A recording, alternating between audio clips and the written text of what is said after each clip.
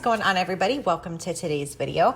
I honestly don't even think that I could remember the last time that I did a voiceover, especially on a training piece. And so I'm really excited to film this today because, as you guys can tell, I've been doing a bit of different training recently. And a couple of these things I feel like I've never really talked about in my videos before. So I figured I would just show you guys what I'm doing, explain the benefits, kind of talk a little bit about muscle gain, leaning out. We'll get into that at the end of this video, but welcome to the video. We are going to start off with these wide stance back squat box squats. Now, the reason that Austin has me do box squats is because my posterior is trash. Honestly, a lot of CrossFitters have the same problem. We're very anterior dominated. It's just, core, quads, all that stuff. And our posterior is lacking. So this is a 18-inch box, I believe, and I have it turned to the side so that I can put my feet a little bit wider. And the purpose of the box squat is to essentially get you in that sticky position where a lot of people tend to fail back squats, or you can feel that the tension is a lot more, you feel it's a lot difficult to get up out of the hole. And when you're doing a back squat or a front squat coming up out of a clean, you have that elasticity from the bounce of the bottom of the hole.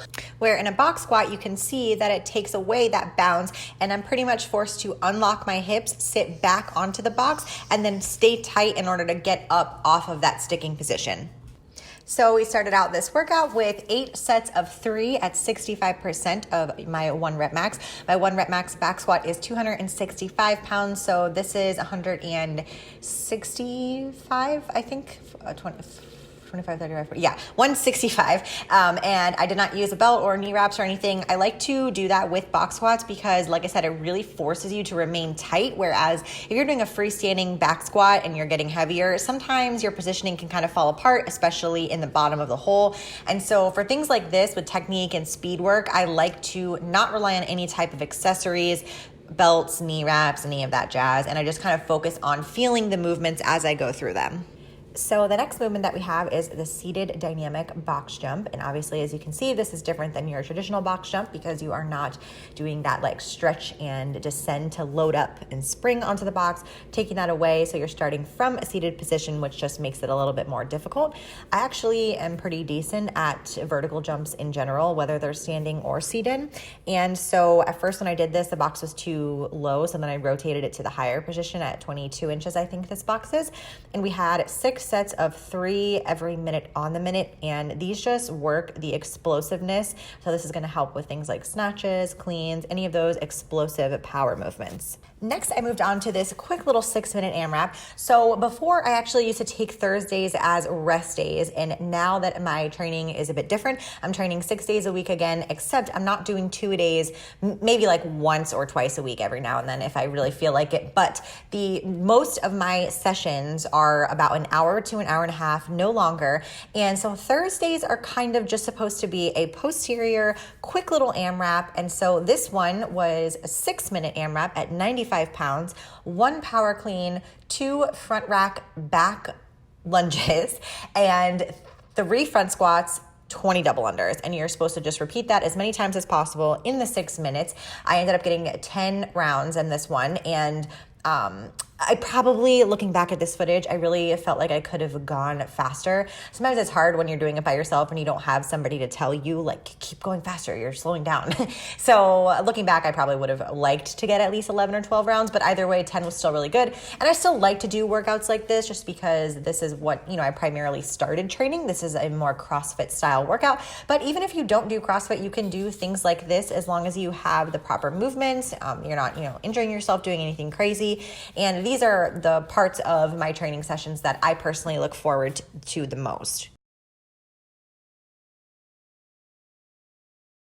Now we're getting into the accessory stuff, and this is just a quick little 3-rounder of 1 minute of a straight arm plank hold with a 25-pound plate on my back, and then in between sets, I go into the reverse hyper machine, which is just right behind me. Not really heavy weight on that, but it's just 15 reps. So we're starting out here with a 1 minute plank hold. Now, I don't know if you can tell from this side angle here, but what I'm doing in this position is actually somewhat rounding my lower back in order to keep the plate laying flat on my back and not being hyperextended. So if I were to be hyperextended, you would almost be able to see through where my top of my shirt is and the plate. So in this position, this is again just activating your core. This is good for stability, core strength. I am also squeezing my quads here. I don't know if you can really tell from this position. And because my camera was slanted, it looks like I'm crooked, but I'm not, I promise. And then in between every round of those weighted straight arm planks, we have 15 reverse hyper extensions. And these are literally good for no other thing other than your posterior. So this is gonna work your lower back, your glutes, your hamstrings, your calves,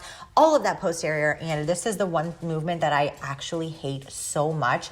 And I really despise when Austin writes it in the programming, but I know that I really need it. I like to start out using 5s and 10s. I have tried to use 25s before and it was just a little too much. Another thing to mention here is that the posterior, specifically your hamstrings and glutes, they are the primary muscles for the power, the strength, and the hip extension that a lot of people lack, myself included. So if you struggle with the hip extension ability, this is definitely going to be a movement that's going to help you just overall get a better explosiveness, a better hip extension, and of course, benefiting the posterior chain overall. So after I finished up this little superset, I finished the workout with a 1 mile cool down jog. And this is something that I have been trying to do more frequently as well, just because my running is atrocious and Murph is right around the corner. But that was the end of this workout. So I hope that you guys enjoyed this little informative voiceover. And I'm going to wrap up this video with another chitty chat. I know this video is very talkative, but I feel like I truly haven't done a video like this in a while. So I hope that you guys enjoy. Okay, so before I close out this video, as you can see, I am in my basement, and typically in the evenings or around like 3, 4 o'clock, I've been going on these walks outside or hiking or whatever, but today it's 40 and rainy and really windy, so it's not really ideal walking weather. So I'm downstairs in the basement, gonna take a walk on the treadmill to finish out my NEAT for the day. If you don't know, non-exercise activity thermogenesis. Super important no matter if you are trying to lose weight, gain weight, or maintain. I always like to personally try to hit 10K steps per day. I don't know why, I just really like it, but oh God. Anyways, before I take my walk, I just kind of wanted to talk with you guys a little bit about the way that my training has been transitioning lately.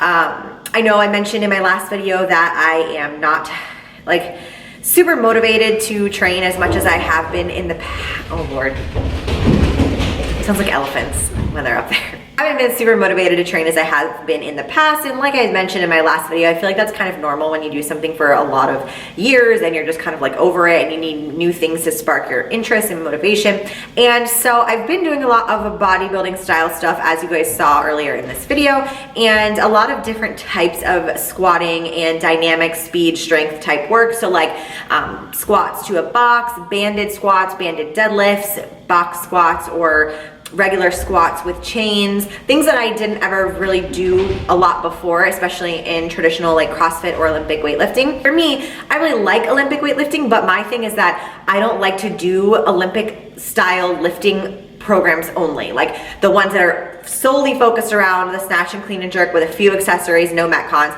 That's just not my cup of tea as much as I like to snatch and clean and jerk. So I try to implement them, you know, like maybe once or twice a week, but still consistently staying with metcons and doing that type of cardio just because I like it. It's been going well so far. It's just an adjustment for me because I'm not really super confident with bodybuilding style workouts and stuff, but I think that aesthetically, it's definitely helping me a lot. I'm still eating at a maintenance level. So I think with the added meat and the added burning from like just doing more cardio style workouts, like on top of the bodybuilding, I mean, I've been leaning out a little bit, although my weight's kind of pretty much staying the same. So I did want to touch on this, and this is what I'm going to close out this video with, because I think a lot of people, when they're looking to lose weight or start a program, whether that's weightlifting, bodybuilding, whatever, and they have these goals, they want to get leaner or toned or whatever. I think the biggest thing is that they don't typically have muscle underneath the fat that they're trying to lose. And a lot of times these people are starting out their journey already on really low calories, whether it's purposely or not purposely.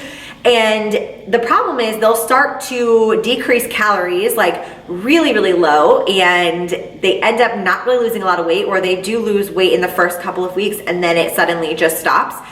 and their end result is not anything what they thought that it was going to be or what they wanted. And I think this is literally because people don't realize that in order to be lean or toned, you have to have muscle mass.